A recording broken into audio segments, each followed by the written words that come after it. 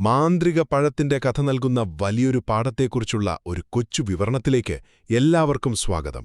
കാട്ടിലെ ഒരു കുരങ്ങിനും കുറുക്കനും തമ്മിൽ നടന്ന ഈ രസകരമായ സംഭവം നമ്മുടെ കയ്യിലുള്ള കാര്യങ്ങൾ കൂട്ടുകാരുമായി പങ്കുവെക്കേണ്ടത് എത്ര പ്രധാനമാണെന്ന് വളരെ ലളിതമായി നമുക്ക് കാട്ടിത്തരുന്നുണ്ട്. ഒന്നാമതായി, സൂത്രക്കാരനായ കുറുക്കന്റെ ചതികളെക്കുറിച്ച് നോക്കാം. മനോഹരമായ ഒരു കാട്ടിൽ നമ്മുടെ കുരങ്ങനെ സ്വർണം പോലെ തിളങ്ങുന്ന ഒരു അടിപൊളി പഴം കിട്ടി. പക്ഷേ അത് സ്വന്തമാക്കാൻ കുറുക്കൻ അവനെ പറ്റിക്കാൻ നോക്കുകയാണ്. കുരങ്ങന്റെ ശ്രദ്ധ മാറ്റാനായിട്ട് കുറുക്കൻ ദൂരേക്ക് വിരൽ ചൂണ്ടി. കൂട്ടുകാരെ, നിങ്ങളുടെ പ്രിയപ്പെട്ട കളിപ്പാട്ടം ആരെങ്കിലും സൂത്രത്തിൽ എടുക്കാൻ ശ്രമിക്കാറില്ലേ? അതുപോലെ തന്നെ. രണ്ടാമതായി, അവിടെ നടന്ന ആ വലിയ അത്ഭുതമെന്താണെന്നോ? കുറുക്കൻ ആ പഴത്തിനു നേരെ ചാടിയതും വലിയൊരു പ്രകാശത്തോടെ അത് വായുവിൽ അങ്ങനെ നിന്നു. എന്നിട്ടോ അത് തനിയെ രണ്ടായി പിളർന്നു. അവിടെ ആ തിളങ്ങുന്ന പഴത്തേക്കാൾ വലുത് അപ്പോൾ നടന്ന ആ മാന്ത്രിക നിമിഷമാണല്ലേ.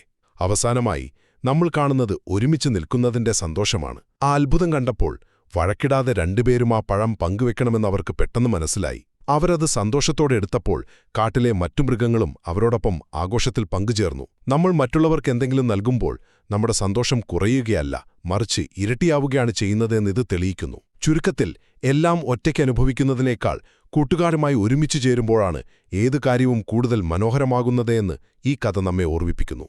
അതുകൊണ്ട് കൂട്ടുകാരെ, നിങ്ങളുടെ കയ്യിലുള്ള സ്നേഹവും സന്തോഷവും മറ്റുള്ളവരുമായി പങ്കുവയ്ക്കാൻ ഇനി ഒരിക്കലും മടിക്കരുത്.